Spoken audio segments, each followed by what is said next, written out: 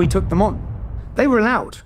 You know the scenes of Abu Hamza with the hook in Finsbury Park where hundreds of Muslims in the streets and he's calling for war and calling for jihad.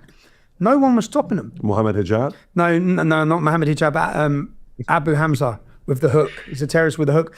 But back when this was going on... Why do you think when Stephen Lexon, when he's bringing up and he's describing somebody with a hook, why do you think Patrick, he went on automatic mode and he just brought you up out of all people? He's got me in his mind. He's got me in his mind. I think the refutations that we do together and that we're going to continue doing about Patrick Bet-David, and they're going to get worse for him because we've given him a chance. We've spoken to him privately. We've been very respectful to him. But he's continually perpetuating stereotypes, generalizations, and misinformation about Islam and Muslim people. Recently, I saw a clip of his on Twitter where he was making these absurd and humiliating claims with such confidence. And if we can pull that video up, can we pull that video up of him saying what he said? And then I'll come back and respond in kind. I mean, it's unbelievable what he said. Let's take a look at what he said. The person who was born in Iran, yes, I can't stand this regime. Yes, they've called, the only thing that's been persistent and consistent is the following.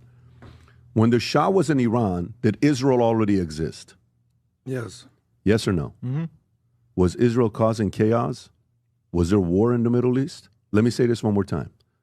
When Iran was ran by the Shah, what year was the Shah of Iran? What years did he run Iran? 53 through 79, I think. Okay, 53 is the oil consortium, so 54 is the oil consortium. 41 to 79. Oh, wow. Because he started at 21 years old, young man, right? 41 to 79. When did Israel become a nation? 48. Yeah. Okay, so check this out. Why is it that between 48 to 79, while the Shah was the king of Iran, running Iran, why is it for 31 years there is no major war in the Middle East? Why is that? So to the people that want to say it's all Israel's fault, how come there wasn't that in Iran for 31 years? I'm curious. Answer that question for me. And why is it from 79, when the mullahs, the Hezbollahs, the IRGC, all these guys, the Khomeinis, all of them took over, why has there been chaos in the Middle East in 79? Whose fault is that? America's been consistent. Yes, I know America wanted the oil from Iran, and yes, I know UK wanted it, and MI6 and CIA and all this stuff. And yes, I also am aware that the Shah didn't trust Israel. The Shah didn't trust, what they were doing with media and finance and the ambition and the level and the control and the influence and all that stuff. He knew what was going on there. He wanted to compete with them. He didn't see himself as a victim. He's like, we're going to be doing the same thing. And I'm like, wait a minute, this guy's too ambitious and he thinks he can go up against all of us. Let's take this guy out. We need chaos in the Middle East. Oh, shit. Even Israel being involved, let's just say for Iran and the Shah fallen, there is chaos now in the Middle East. On who, though? On who, though? Who did that? So, yeah, for me, the most consistent thing behind the chaos in the Middle East has been Iran. That's just the reality of it. Yeah, so I just want to say, because he said, someone answer that question for me. I'm going to answer that question directly, and I think this is a humiliating and embarrassing blunder of tremendous proportions, the like of which Mr. Bet-David should come out and apologize and retract and rescind his comment. Because he said, what major war was there between 1941 and 1979 in the Middle East? Not realizing that the most major wars were in that exact time period. The 1948 war, upon the inception of Israel itself, was a war between Israel and Arab countries surrounding it.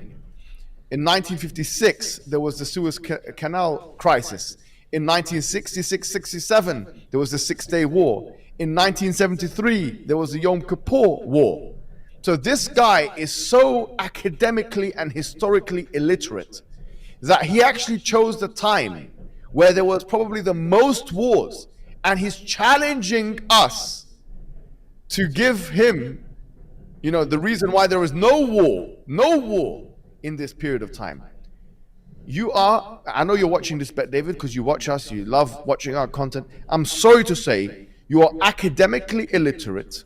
You are completely uneducated on these matters. You should not speak about history. You should not speak about politics. You should not speak about religion.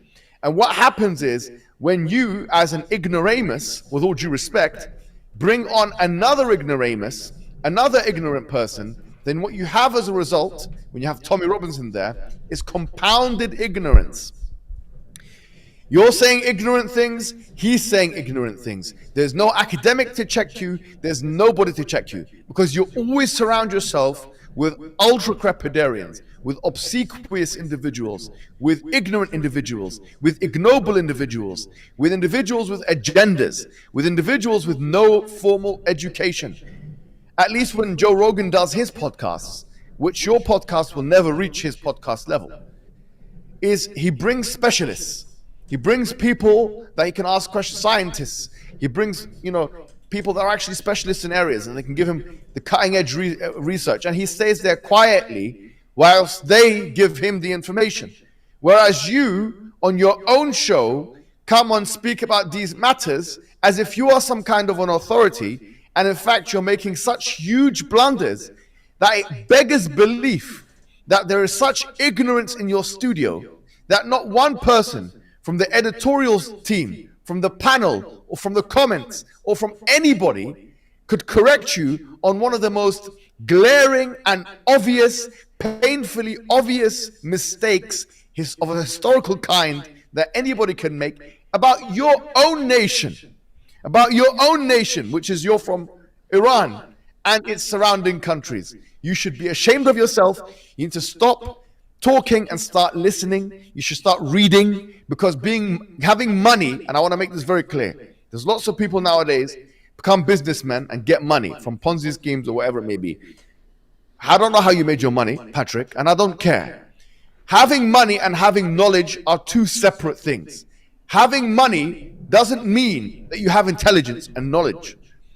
You cannot buy intelligence. You can buy books, you can buy courses, but you cannot buy intelligence. You should know your limits.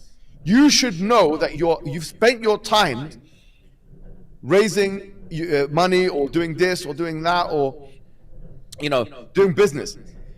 Don't get involved in academic discussions. It will save you the humiliation of someone like me in London, who I'm meant to be this ruffian, this uncouth in London, that Tommy Robinson, he's describing the Muslim community, and he's trying to paint us out in this way to you. I'm meant to be like that, but I'm checking you in such a way that not even your most ardent supporters can defend you, because you are wrong.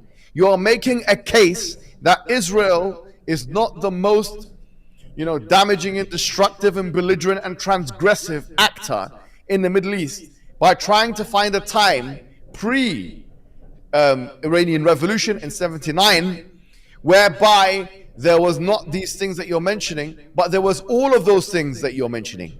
This is such an embarrassment. If I were you, I wouldn't be able to sleep from the embarrassment. I would not be able to sleep. I would look at myself in the mirror and just turn away.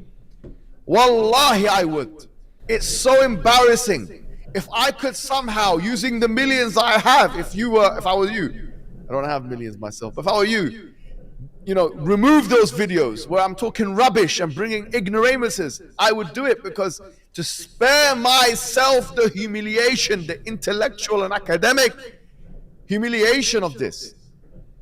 This is what happens when you have an agenda and you're a Shah supporter above everything else, and you're a nationalist above everything else, and so on and so forth.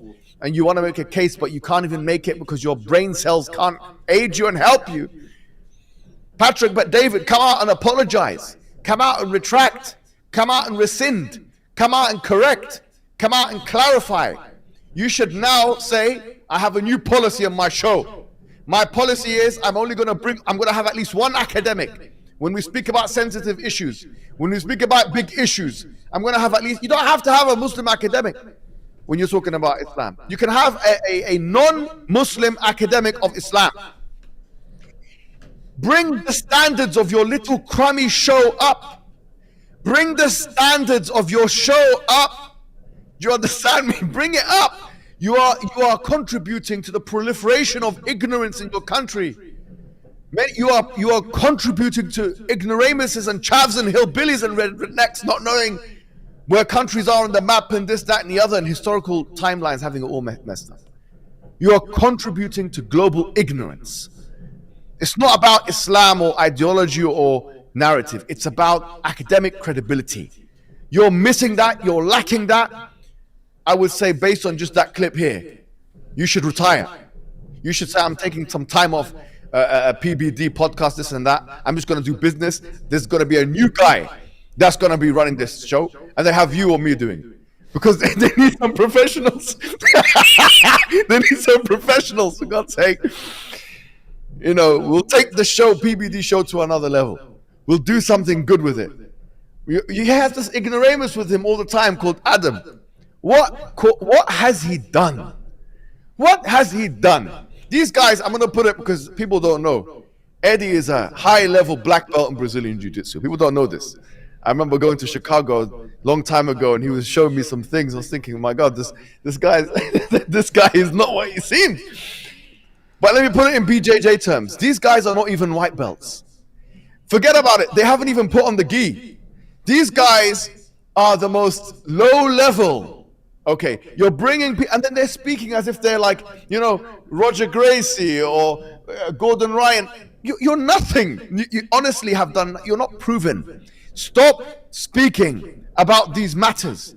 You're nothing. Yeah? Understand you're nothing. Humble yourself. Humble yourself. Humble yourself. It's time to humble yourself. That's it.